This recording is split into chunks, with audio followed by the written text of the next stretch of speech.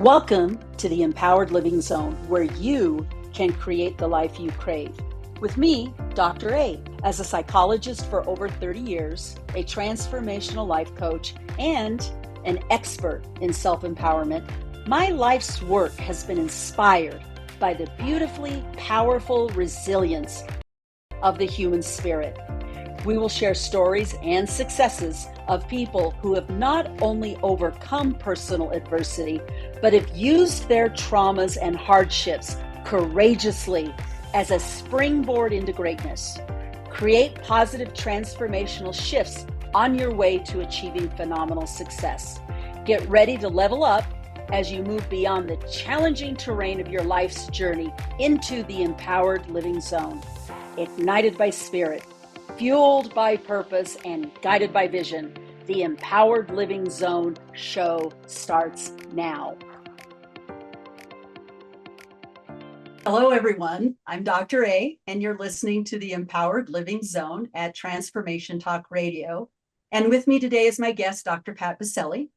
Dr. Pat is an international award-winning talk radio host, TV commentator, certified career and belief coach, dynamic seminar leader and inspirational speaker, award-winning author and researcher, and the CEO and owner of a successful inspirational company, Unlimited Possibilities Now.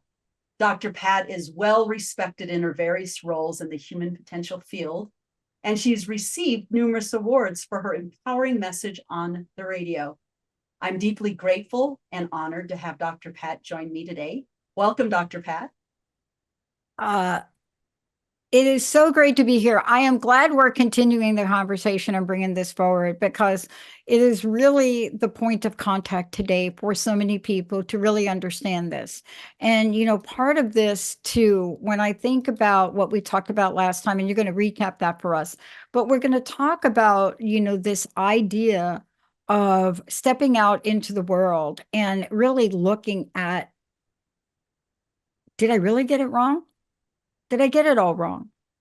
How do I know I got it all wrong? And what is the real purpose of lived experience? And I know you're going to do that today, but being able to identify the pathway we want to go on and know when we're on the right pathway, or maybe we took a little adjustment and we sort of got off. What do? Do we throw in the towel, as we hear most people say, or is there a blueprint? And I think that's what you're going to share today. You're going to share that inner blueprint that we have that will get us out of every situation we don't want to be in, and then also get us into situations we don't want to be in.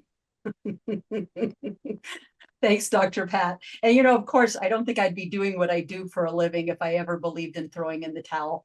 I will tell you, persistence is one of my superpowers. Yeah. Every time I throw in the towel, I go online and I buy 6 or 7 more. Agreed.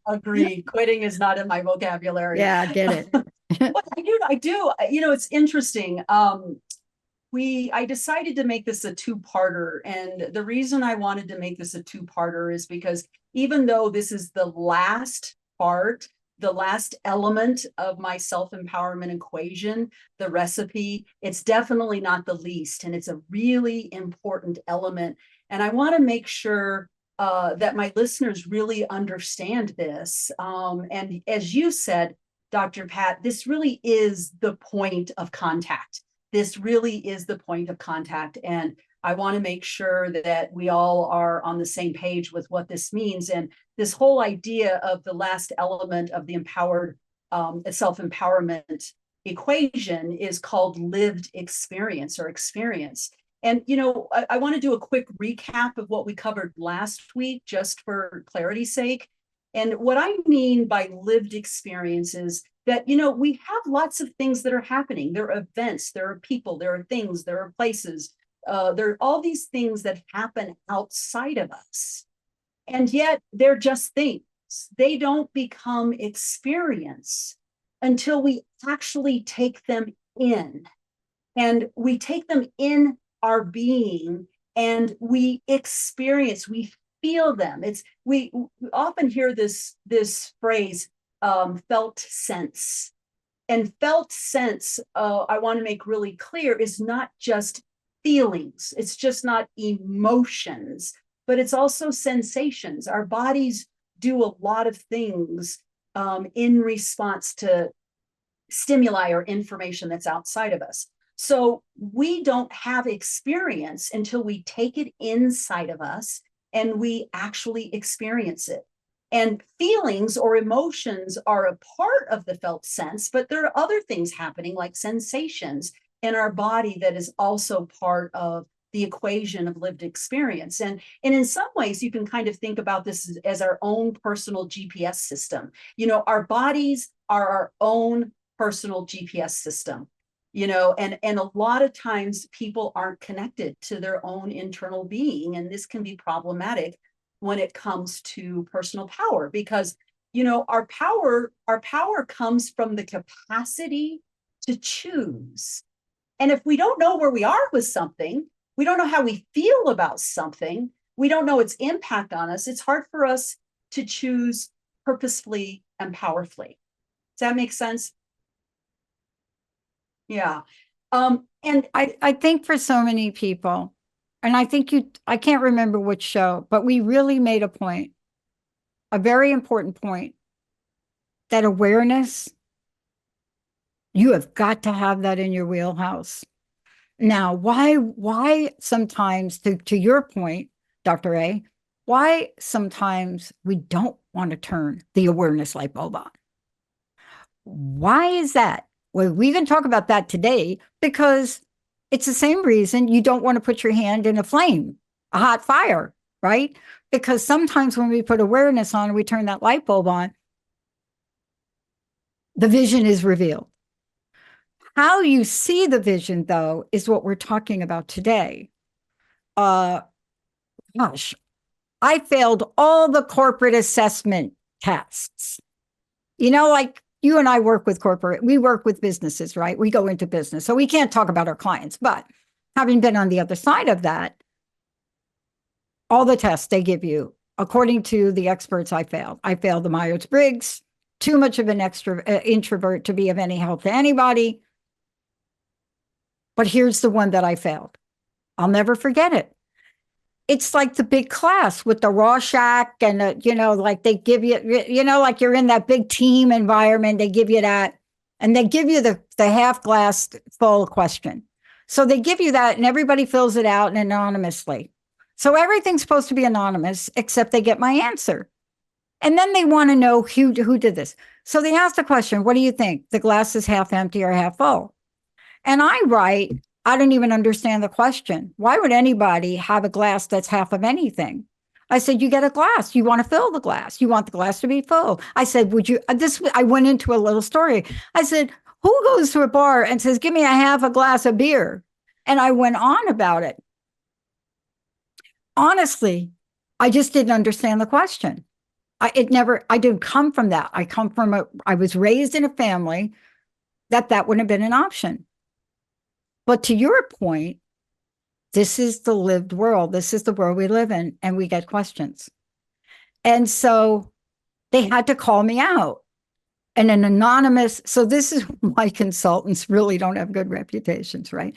But what we're talking about today is when we're living out there, and we are out there, and we are thinking of out there, and sometimes we're really in the moment of who we are. You may bump up to people that will tell you that's not really who you are, or what you are is not good enough, or what you are doesn't fit in. And that's part of what you're talking about today.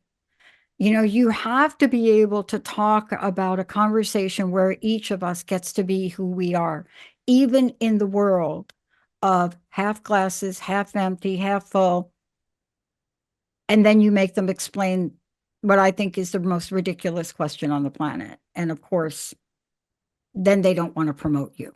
So this is the world that we're living in, but this is how we're talking about it today. We're talking about how do we achieve a goal that some people say we have to achieve, for example, happiness. I am perfectly happy, always have been, not having a half a glass of anything, Dr. A. I don't know. What about you?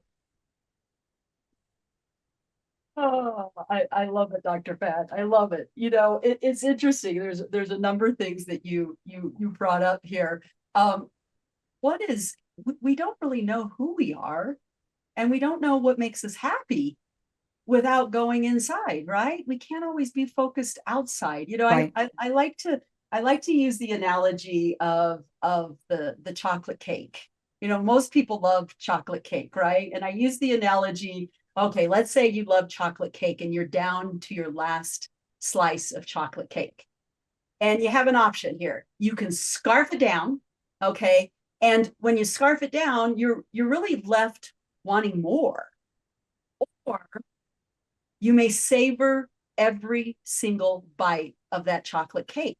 It becomes an experience. You take it in, you take the taste, the smell, the texture, the way that it feels on your tongue. You take that all in. And by the time you're finished with that one slice of chocolate cake, you're filled, you are satiated, you are happy. And lived experience is exactly the same way. We find, again, in the American culture, and we often talk about the American culture, is we're a hustle and bustle kind of culture. And we don't ever really stop to really smell the roses. And consequently, when we don't stop, we're in a constant state of yearning and searching because we're not filled up. And yet it is so important, going back to the whole purpose of my message in terms of self-empowerment, bringing it back to self-empowerment. When we are filled up, when we are satiated, when we are happy, it's a feedback loop. It just keeps Yeah. feeding on itself. As a matter of fact, there's research out there that shows that positive psychological states actually lead to greater sense of empowerment. Okay, how does that happen? What's the mechanism? Okay, if we're in a positive place, so we feel happy, we're fulfilled, we're filled up, we're happy, it leads to being more optimistic. When we're more optimistic, we have higher levels of motivation and energy. When we have higher levels of motivation and energy, we're more likely to pursue what we want, and we're more likely to overcome challenges as they present themselves. And that makes us feel more empowered. And then, of course, that builds and boosts our self-esteem. It boosts our self-confidence, and boom, there we are again with Yeah. personal power. So it just feeds on each other. Yeah, I love it. I love this topic. There's a lot of research that has come out now recently, research about happiness, right? Um, we're talking about this today, but it's the one thing I think that we know and we learn, and I don't remember who the person was that gave me two books at a point in time in my life when I was really lost. I mean, I was really lost. It was right before my 40th birthday. I was a mess. I was lost. I hadn't stopped drinking or using at that point, but I was on my way. And they handed me two books, and I think it was three. And I kind of scoffed at them. When people hand you books and they're not like fun? People never hand me fun books. Like nobody ever gave me like a Harry Potter book, right? So when I'm given books, I'm given the entire Dune series. I'm given the entire what is that one? Three Body series, and then I'm given Viktor Frankl's books.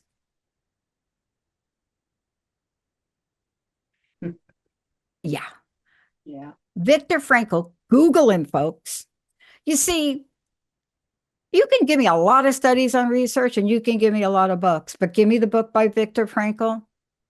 And I am reading about a man in a concentration camp that's happy. What the bleep? You see, this isn't about you being able to do it or me or Viktor Frankl. What you and I are talking about is sharing a message that says everybody can do it. The glass isn't half empty and it's not half full. The glass is full. Isn't that what your message is today when you talk about the empowered living zone? You're asking people to take that first step with an idea that they can be happy. Yes.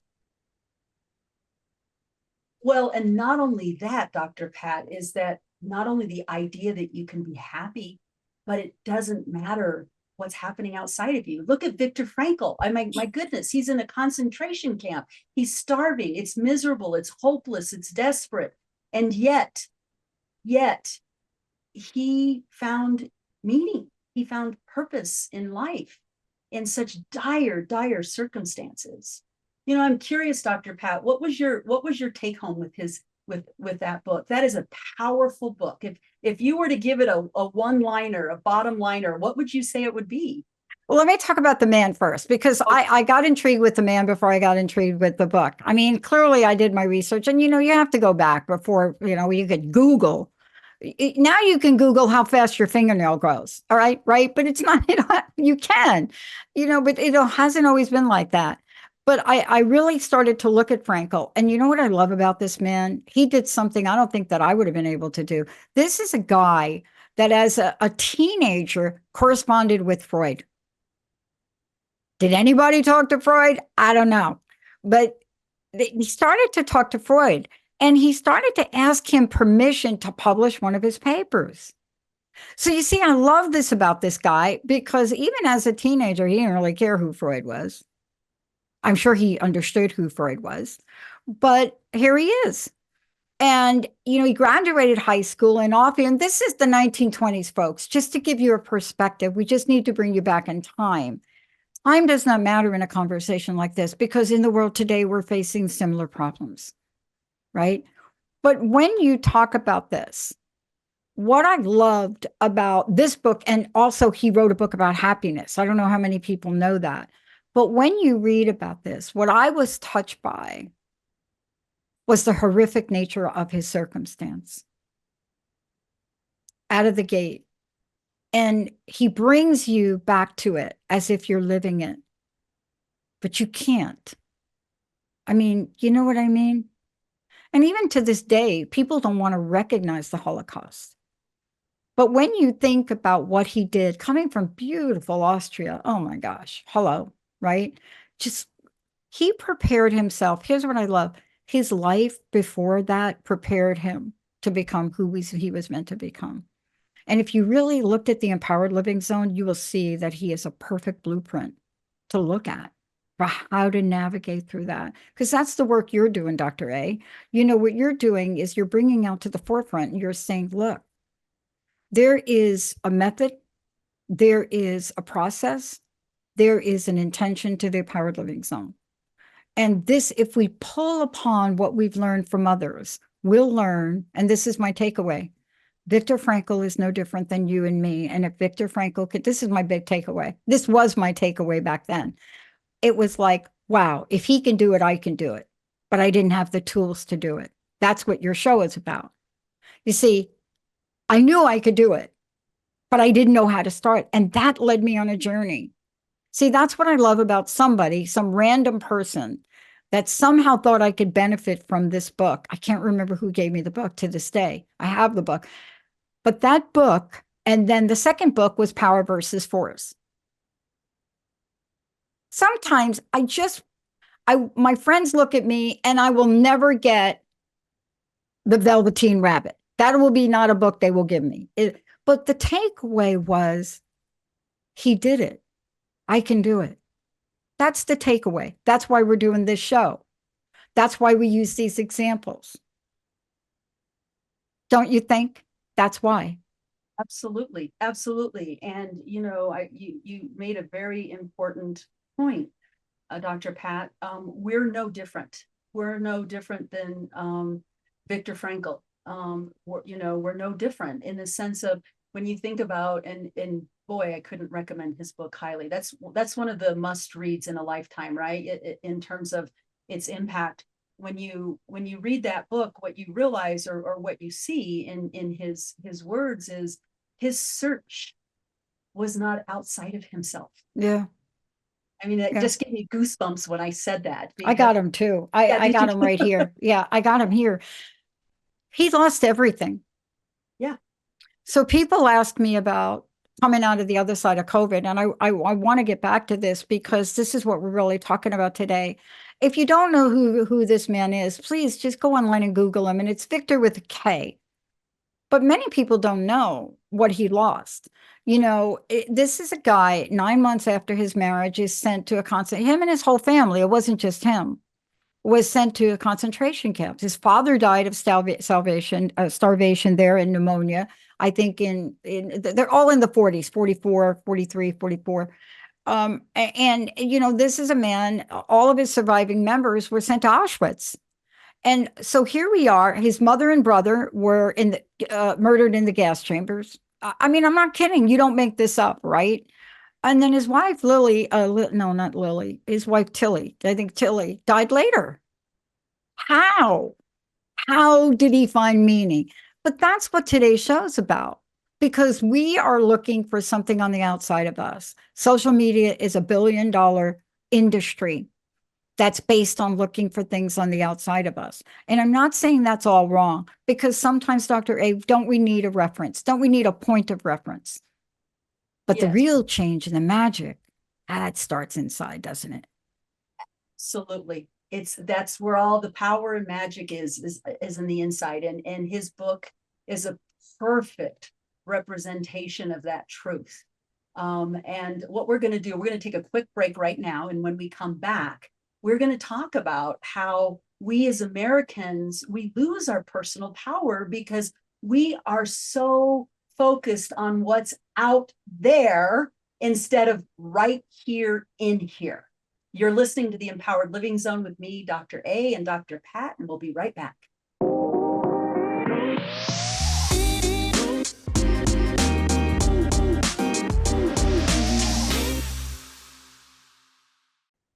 We are back on the Empowered Living Zone with me, Dr. A, and Dr. Pat.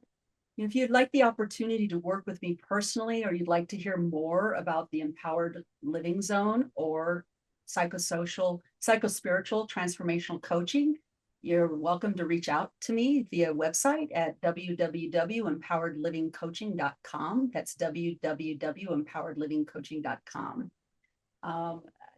Dr. Pat, I love that we ended the last segment with a very, very powerful experience with Victor Frankl. And if anything is a representation of the power and resilience of the human spirit, his life story is amazing. And I think what is so profound about that is that he, I suspect that he had to dig very deep within his being to find that. And as you mentioned, we're no different. He didn't have something special that we don't have. We all have this. And yet we're so far away from it. We're so far away from the depths of our being. And what we tend to do instead is we focus, especially the American culture, we focus outside of ourselves. We're always focusing on to the next thing. And, I ran across TED Talk, psychologist. His name's Dr. Robert Holden. I actually recommend the listeners to listen to this TED Talk. It's called Destination Addiction. And in this TED Talk, he describes this compulsive behavior that Americans have that is fueled by this erroneous belief that happiness is somewhere else. It's out there. It's at the next stop, that success is out there. And as a result, we are constantly living in the not now. And unless we give up this idea that happiness is out there somewhere, we're never going to be happy with where we are right now. He describes this urge of, life on fast forward, 2 times speed, constantly striving for something, but never arriving because we never stop to actually experience life. And as a result, we're psychologically absent. We're not here. We're always chasing something, and we're missing out on the beauty, the depth, and the fulfillment that comes from really stopping and smelling the roses. It's so important. Yeah. And what we'll find is fulfillment isn't about getting somewhere. It's not about getting to this place that we're yearning for. But fulfillment isn't about getting the thing. Yeah. Fulfillment is about the experience of going toward the thing and then having the thing and actually experiencing the thing. So it's not the destination, it's the journey that brings that fulfillment. Yeah. I love that we're talking about this because so they have this world report that comes out every year. It's a happiness report. And so people are always shocked to find out that Finland is the happiest country in the world with overall score of 7.741 for the seventh year in a row. 7 years in a row. And then they list things. So I want to get your take on this. So they list things as if you were to read the list of things, most people see them as external, but underneath this are internal constructs. For example, like your take on this. One of the things they say, it's kind of weird the way they categorize it. So when you talk about Finland's happiness, it includes generosity. They say it's at the top of the list because they believe people are likely to expect lost wallets to be returned. Now that has very little to do with generosity, but that's where they put it. But think about that. What's really underneath that? What is in the people's hearts that live there, right? Let's talk about that in the heart, because that's what you're talking about, right? Below the neck. Mm-hmm. But if we look above, what's in their hearts? Likely to expect lost wallets to be returned. You see, there's a belief they have. It's called trust. Mm-hmm. It's not that the wallet gets little legs and finds its way home, but they have a belief in the people that live there or people that come there. That's an inside job. Isn't that what you're talking about? Absolutely. Absolutely. And and when you think about even the idea of trust, I think as Americans, we're going to go straight to our head and go, well, what does that mean, trust? And we're going to go to some concept and we're going to define trust. Yet if you really take in that the word trust, it's not just a belief, it's not just a story that we have in our head, it's an actual felt sense in our bodies. We all know what it feels like in our bodies to trust. And so if we really slow down and pay attention and we befriend our bodies, a lot of us are afraid of what happens in our bodies. When we really slow down and pay attention, you will notice that a lot of these kinds of things, there is an actual felt sense that comes with it. There's an internal experience of these kinds of things like trust. And I'd be curious to see the study. I am aware that Finland is always at the top, and I'm curious about what the factors are. And I would be willing to bet money that whatever the factors are, that there is absolutely a felt sense anchored to those factors. Yeah. I mean, this is really what we don't talk about. We get the reports and, they come across and they're in some Gallup poll or they're, some Cosmo, something, right? They're in some kind of magazine. But what we're really talking about is learning to live, as you said, here we're living. How are we living? What are we doing in the American culture? Mind over human experiences and other things. So what is the takeaway from this, from where you sit, right? What is the irony in all of this? If we see ourselves living from the neck down, what are we not seeing? But mostly, is any of it going to get us to the place we really long to be? I would love for you to talk about that, because in this world we live in, worry is not the place of the present, but we do it. Stress, substance abuse, achievement validation, the dreaded performance review. All of these things happen, and yet we don't have to talk about them as addictions. We can learn something where we integrate these things into our lives in a healthy, modified way, but most of the time we don't. What's your take on them? Well, I think what happens, Dr. Pat, and you brought up some great examples. And I'm just going to state the obvious. I know we've stated this before, is American culture values the mind over human experience. It values intellect over human experience. And, when you discuss these certain kinds of things, what you will discover, and I believe that this is, we talk about epidemics and pandemics. I think that we have an epidemic, and the epidemic is we have turned away from ourselves. Our focus is out from us and out there. And, you mentioned social media being a billion dollar, it might be trillion dollar industry. And it is by far the single most variable that is taking us out of our bodies chronically. And yet, we have all these other things that are coming from, there's addiction to social media, there's addiction to TV, there's addiction to stress and worry, there's addiction to substances. All of these things are at the core an avoidance. What is the avoidance? Avoidance of experience, terror of what happens in the body. Now, here's the crazy part. You want to get into irony. Come on. Irony here. Bring it on. Our human nature, our basic human nature is to be in our body. We are born into a body. We're not born into a mind. We're born into a body. And you don't have to take my word for it. Any of our listeners who are around small children, anybody who knows anything about human development, an infant does not have a mind. It only has a body, and it experiences the world fully, completely, no resistance, no excuses through its body. It can teach us something in that regard. Let me just point to this, and let's tie it back into this study.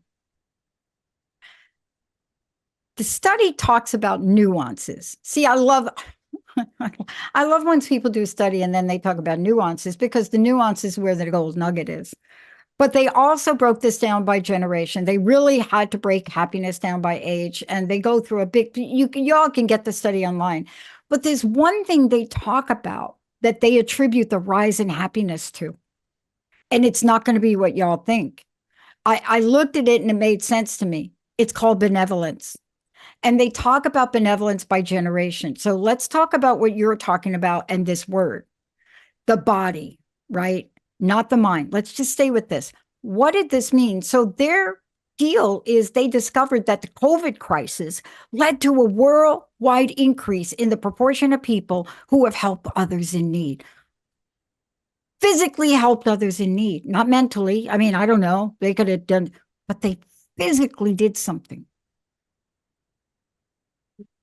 We're not talking about that.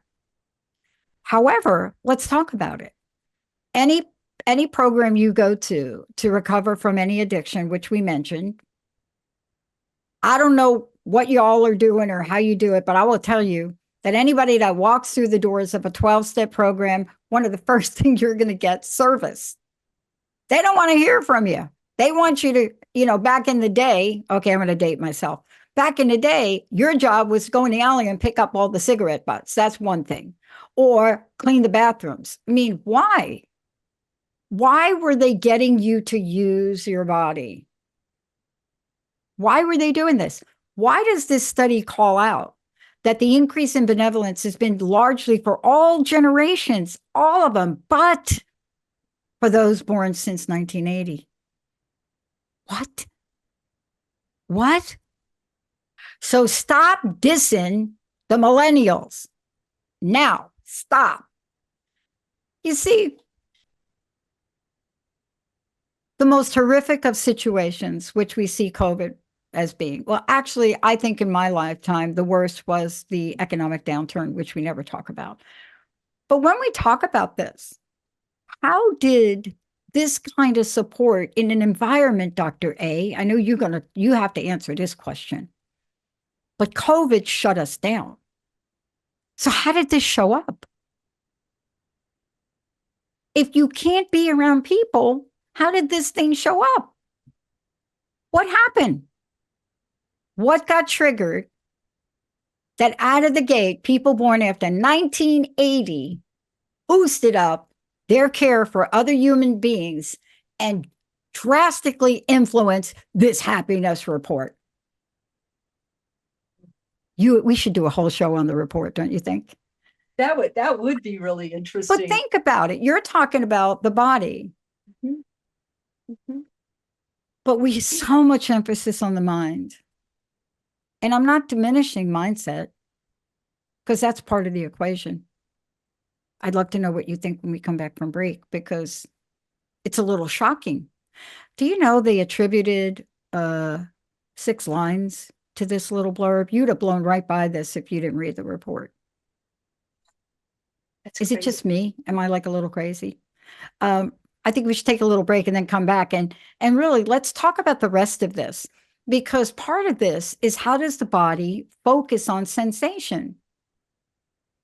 Does it apply to all these new happy people because they're doing things what to help other people Oh, physically do something? okay, we're going to take a quick break. When we come back, we will talk about how to start living from the neck down. You're listening to the Empowered Living Zone with me, Dr. A, and Dr. Pat.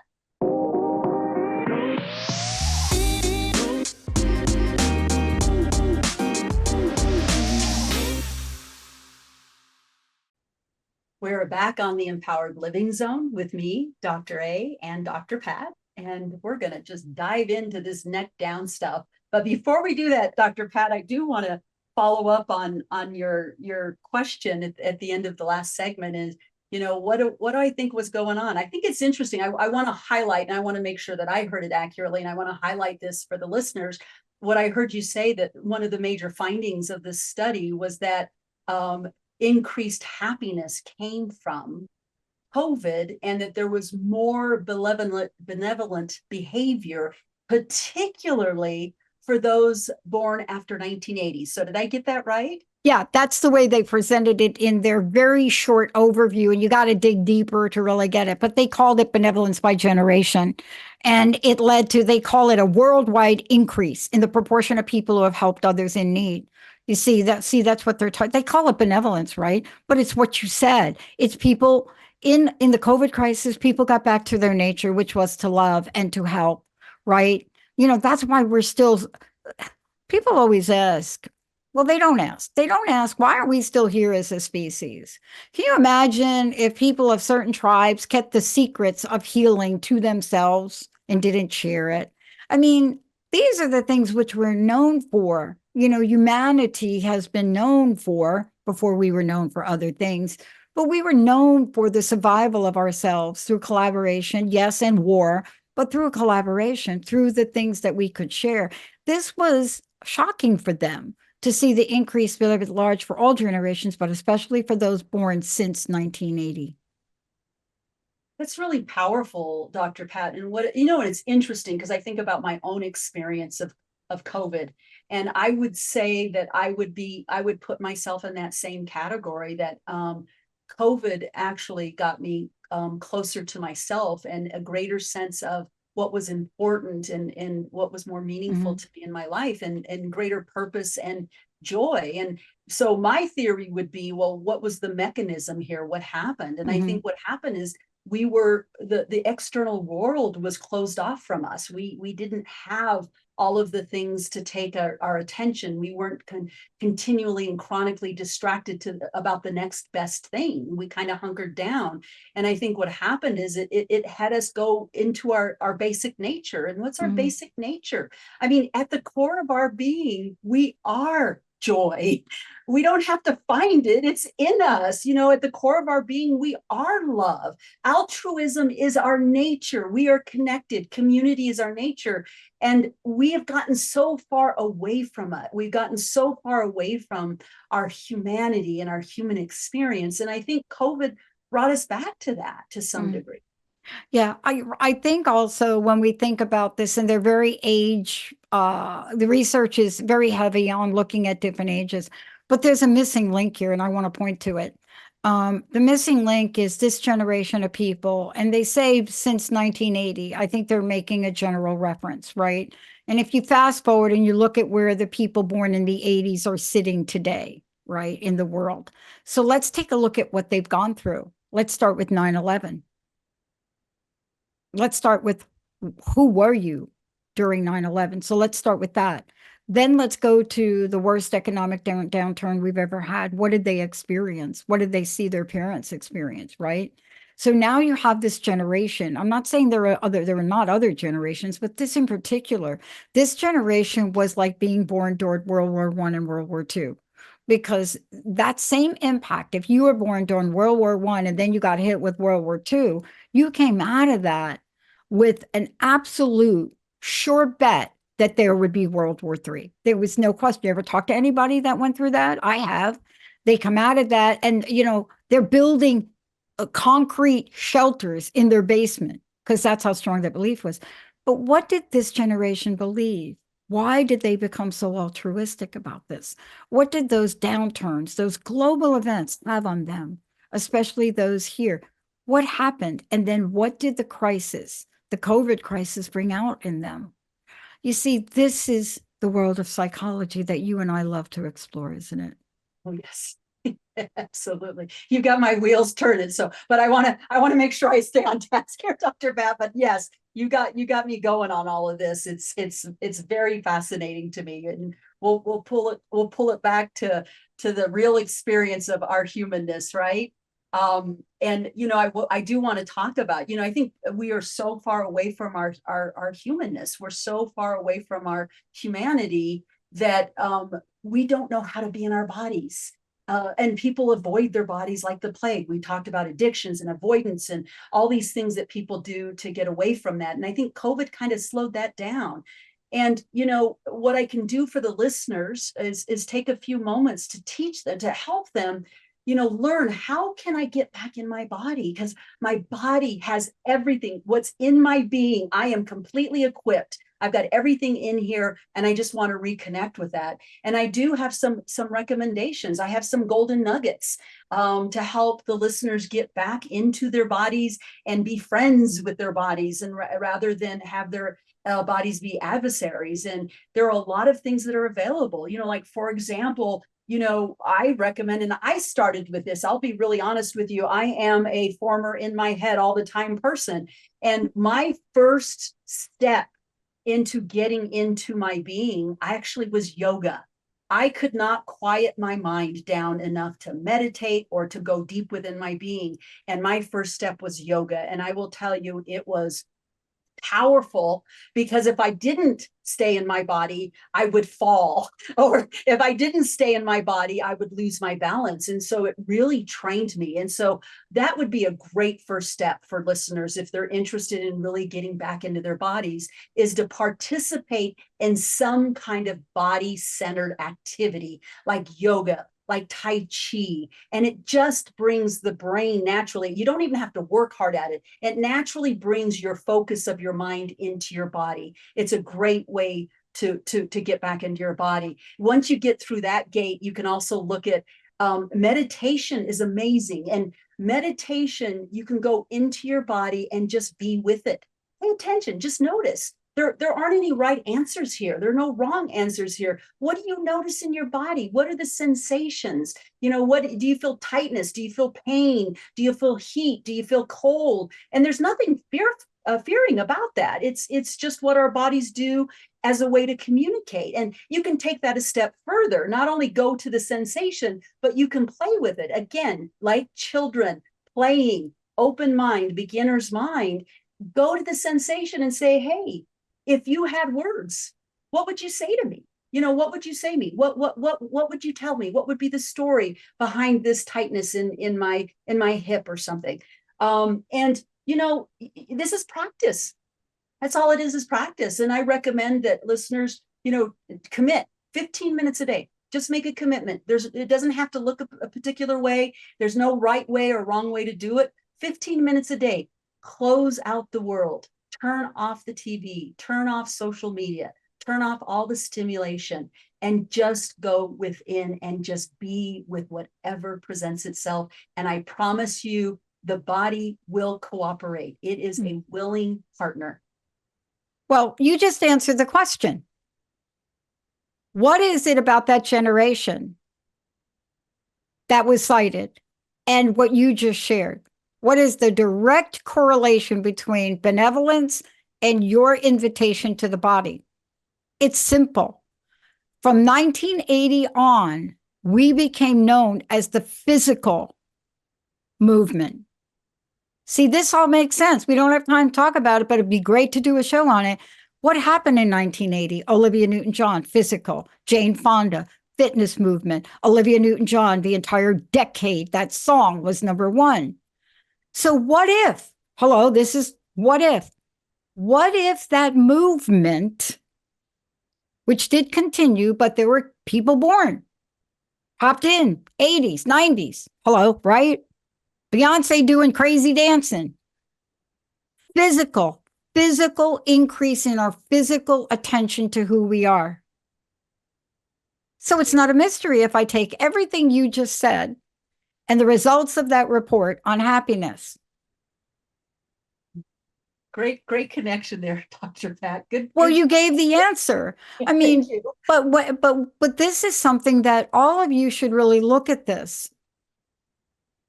Because I think what you'll find is when we don't have physical movement, the results and the consequences are devastating. But doesn't it make sense from a common sense perspective? Oh yeah, people born after 1980, it would make sense. Why? Because Dr. A just said so. It's all below the neck. All below the neck. And we're going to end there, Dr. Pat. Stay tuned for the next podcast of the Empowered Living Zone. I look forward to sharing more with you. And before we end today, if you're curious about empowered living or psychospiritual transformational life coaching, or you would like to work with me directly, contact me through my website at www.empoweredlivingcoaching.com. I want to thank Dr. Pat, as always, for being an inspiring partner. Thank you to all my listeners for tuning into the Empowered Living Zone. I had a wonderful time. Please join me every first and third Tuesday of every month, 12 p.m. Pacific and 3 p.m. Eastern. Have a great week, and I'll see you next time. Thank you.